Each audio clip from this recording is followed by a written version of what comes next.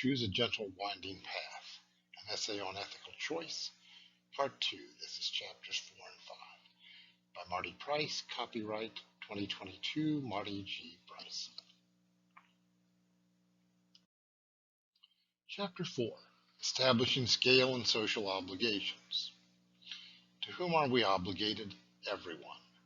John Donne wrote, "No man is an island," both in terms of our social behavior as a species and our ethical obligations to others. We are not islands. We must be part of society. Let me begin this section with a reminder that we are social creatures. Alone, we do not become a dignified cougar stalking its dinner along a California trail. Alone, we become mad creatures, the Unabomber, or others like him. Henry David Thoreau spent his 2 years at Walden Pond, not alone, but without Ellery Channing dropping by to fish, townsfolk inviting him to speak, asking him to dinner often enough that he did not starve on his wretched cooking. The train was chugging past his shack each day. He was all of a mile out of town. Adherents of 20th century cultist Ayn Rand are fond of saying they are self-made. I, for one, was born into a child and adopted at birth by a cousin. In my childhood, I lived on a street that had been paved by the town authorities, had indoor plumbing attached to a water system and a sewer system provided by the community, attended a school built by the county using taxpayer money, rode a bus subsidized by public funds to the nearby city, utilized their public library, shopped at individually owned stores along city-paved streets, benefited from municipal employees rendering streets safer during the winter snows, and so much more. Without public services, our cities would be less livable than the cobblestone 17th century London, whose death rate appalls us. I owe everything I am to relations, friends, acquaintances, and multitudes of perfect strangers. If I were born to a clan of hunter-gatherers 15 or 30,000 years ago, I would have been nurtured by relatives. I would have been taught to hunt by older males, and we would have worked together to kill prey, sometimes as large as mammoths, or gather fresh carrion. Were I female, I would have been taught to gather wild grain, taught which berries were edible, which fungi provided meals and which were poison, and how to cook a range of foods. I would have been assisted in childbirth, and my offspring would have been raised by the clan. We might have shared our lives with other social creatures, dogs, who aided in hunting and in protection from whatever predators eyed us. We are by nature creatures of clan and community. I would have owed everything to relations, friends, clanmates, and some few others, traders and representatives of a few neighbor clans. As social creatures, the change has been small. Yes, we are individuals, but we are also most thoroughly social creatures, dependent on others and obligated to support them. As for what we have become, we are, doubtless, still creatures of community or clan by nature. We have launched into the ranges of social living we term civilization, and have done so without adequate adaptation. Our journey has been a headlong one. We confront, ethically and pragmatically, the challenges of living in vast independent conglomerations with natures suited to build villages and families. Fortunately, many elements of our lives are still village lives. We interact with a few rather than the mass of humankind. Unfortunately, our economic dependence is worldwide, not community-wide. Modern travel and modern mass media make us interactive with all humanity, with depth, discovery, and wonder with a few, but in a shallow blur with fault or too many. We are badly adapted. John Donne had said all, and he was right. Neil Gaiman, in a little interpolation in American Gods, looked at Dunn's statement and said, "No, we must insulate ourselves," and he was also right. Should we fully recognize our connection to all humanity, even the strongest of us would be shattered by the sorrows of the world. We cannot aid all the poor, the exploited, the starving, cannot separate ourselves from all the evil perpetrated in our names. To live a decent life, one must never abandon empathy and respect for others. Yet how far can our empathy extend before we are left wallowing in the world's incredible misery?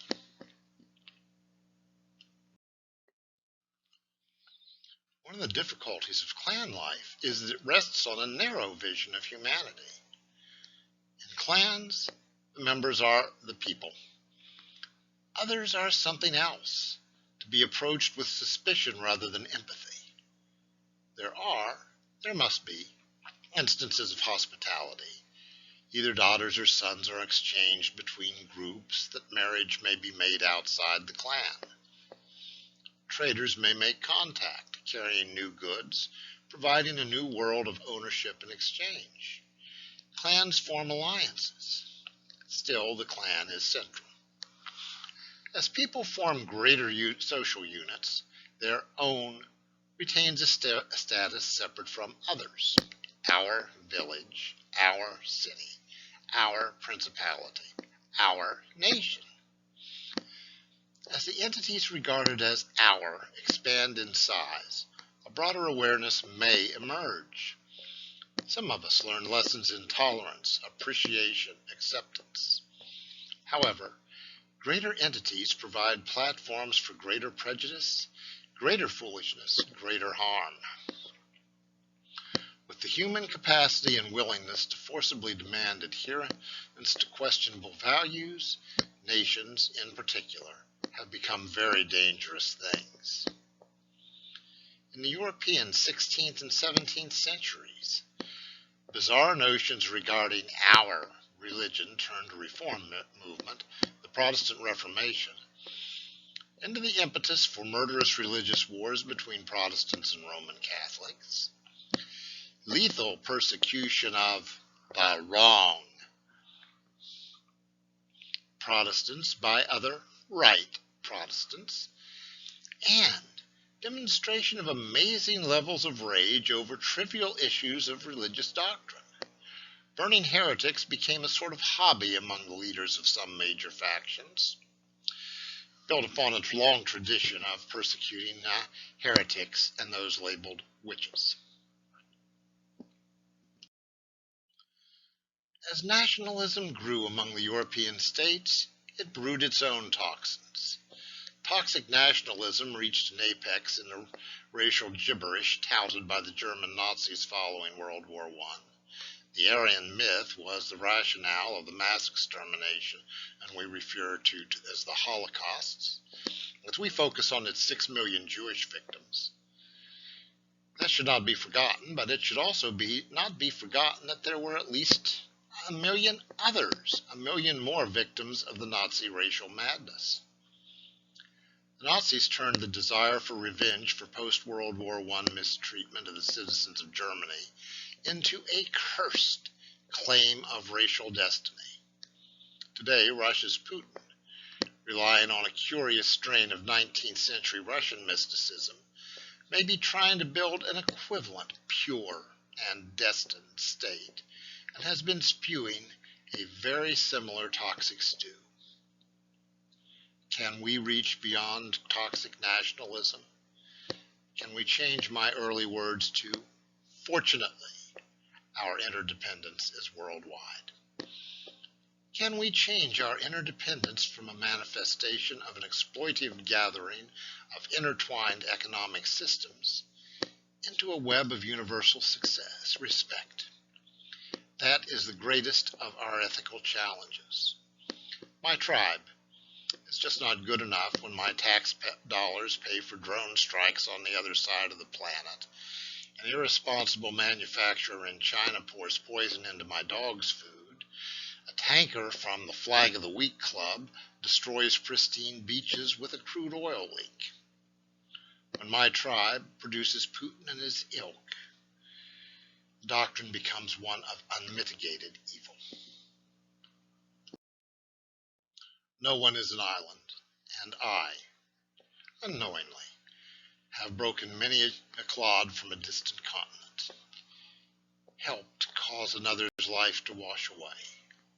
No one is an island, and we cannot fail to observe those working to turn fertile ground into morasses of churned salt water and mud.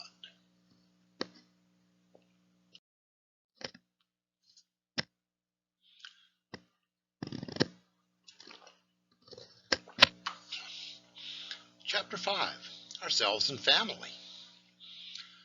Applied ethics begins at home.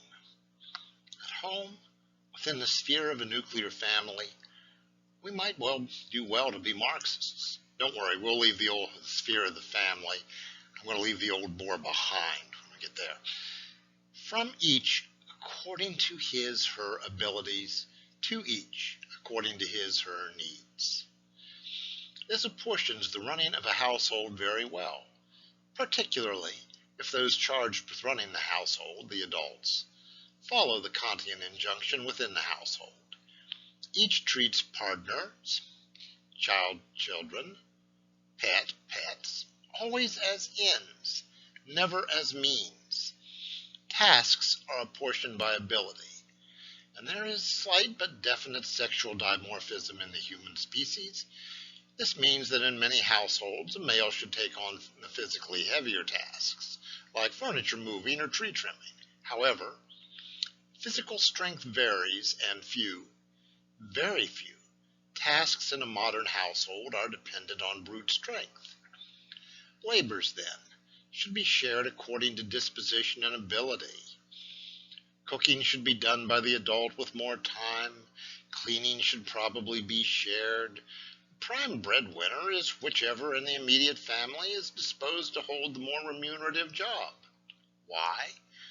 Because each should work to attain self-actualization and help the partners attain self-actualization. Slipping that S on just in case someone is in a functional polyamorous situation and reading this. I suspect that it is not particularly likely, as most of us have enough difficulty maintaining a good relationship with one partner. Decisions. All who are affected by decisions should be included in making the choice. Welcome to my very inexpert words on parenting. Children should participate. I offer these words as a philosophical statement, not a parenting guide. How much should a child participate in familial decisions? Well, how capable is the child? How much is the child affected? Is overriding the child's wishes really going to prove a benefit, or does it merely subject the child to something that she or he will hate? Is the undertaking one that the child has the right to attempt and possibly fail at, regardless of the parent's judgment? Is a given item one which it is the parent's responsibility to say no? Measuring decisions that respect a child's autonomy are cognizant of issues of the child's safety and help the child's rational and psychological development is no easy task. And what about those decisions that do not center on the child or children, but affect all the household? Again, credit the child as an autonomous being. The child's input and concerns should be considered. Ethically, the parents must then make the best decision for all. It does not respect a child's dignity to either ignore or overvalue his or her perspective. Presumably, on many such issues, the adults are the ones with the knowledge required to decide. Do pets get to decide things? Certainly, but only within a very limited sphere. When some near-wolf ancestors chose to share their lot with human hunters, they arrived with some sense of role. Dogs do not build the fire, plan the migrations, distribute the food. Gracious, do not let your dog distribute your food. Dogs, early on, provided tracking aid, protection from camp looters by night, hunting skills all their own. The list goes on. We came together because we could share skills and find friendship together with food and fire. Friendship matters, just as with humans. Friends share their lives and fates. Ideally, humans and dogs are friends as well as clanmates. We are responsible for the well-being of any animal we bring into our household.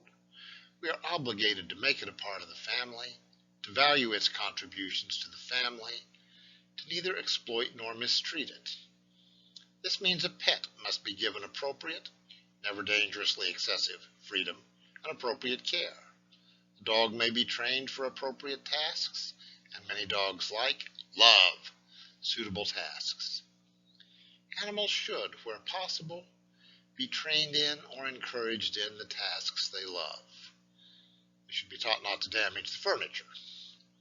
Some pet owners are more successful in imparting that last bit of knowledge than I. For those of us subjected to the tenets of another religion, who is the head of the household? If I am talking about a household led by more than one adult, the answer is a household needs no head. A family is a partnership, not a vehicle of hierarchy or exploitation. A horror of the Abrahamic religions is that, historically, all have too much incorporated notions of power, vestiges of that historical period when soldiers under the guide of warrior autocrats subjugated the farmers, herders, and traders we credit with creating civilization. The male is physically bigger than the female. The male thereby takes the mantle of autocrat of the household, controlling wives, concubines, offspring, slaves. Endorsements of these notions can be found variously in the Torah, the Old Testament, and the Quran, not because such arrangements prescribed ethical propriety, but because such words described physical reality. We live in a different world. We can, and certainly should, put such ethically questionable elements of the past behind us.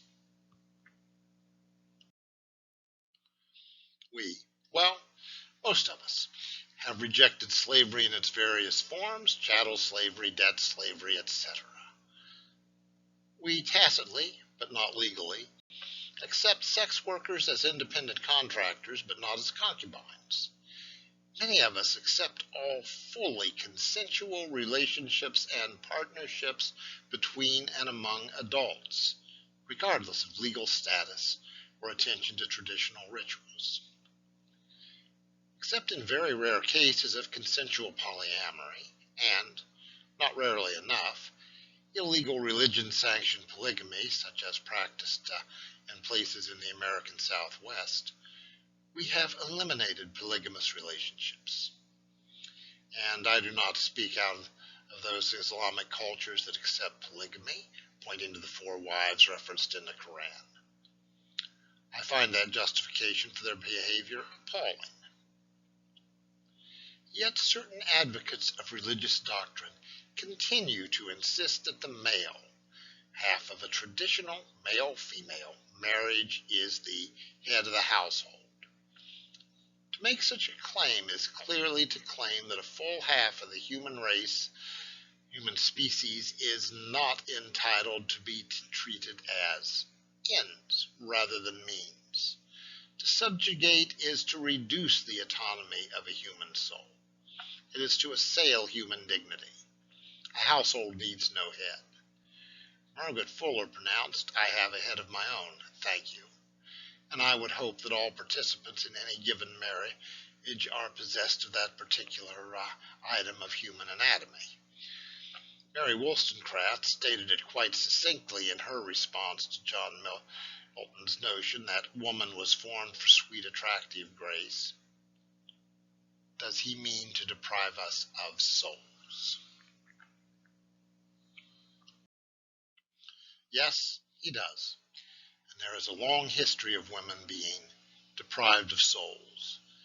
Reasoning, independent Islamic women have told me that they believe they owe their husbands obedience and are indeed the lesser vessel.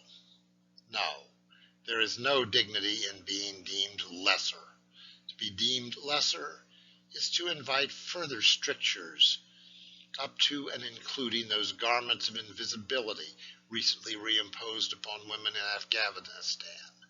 To be deemed lesser in the best of circumstances is to, at least on occasion, behave as a servant instead of a human being. I do not serve my spouse a cup of coffee because it is my duty. That would demean us both. I serve her a cup of coffee because it is a friendly, or considerate, or mutually convenient, or whatever thing to do. I've had students, taking their cue from Milton, claim the fall that in Christian Genesis was Eve's fault. That she was alone when she ate the forbidden fruit and she tempted Adam. Those are not the words found in Genesis, but they certainly reflect the ethically appalling subjugation of women that has been accepted and endorsed by too much of Christianity. Historically, the Roman Catholic tendency to designate women the tempter has been mitigated by the pictures of the Virgin Mary, voice of gentleness and forgiveness in heaven. Early Protestantism tended to lose these latter images and retain, unfortunately, the former. As exceptions, the Quakers and early, but not later, Methodists held women as equal to men. In terms of ethical theory and applied behavior, I have no room for such nonsense. Male, female, and whatever else we may curiously be, each and every human is entitled to be treated with the same dignity, accorded the same respect, to live with the same freedom, and carry the same rights to autonomous life. A marriage must reflect that. The partners should resolve conflict through logic, reflection of emotional need, the importance of the question to the individual, and such reasonable things as that. As for those conflicts which couples reduce to screaming matches, well, so it goes, but screaming must be between equal partners, not bully and victim. Yes, ethically we are obliged to treat our partners as our equals and accord them all the rights and dignity we would claim for ourselves. We are obliged to treat our children as beings who will, with time and education, attain the same autonomy we claim for ourselves. We are obliged to treat our pets with the care and consideration living beings deserve, for all that their lives, for all that lives, is deserving of respect.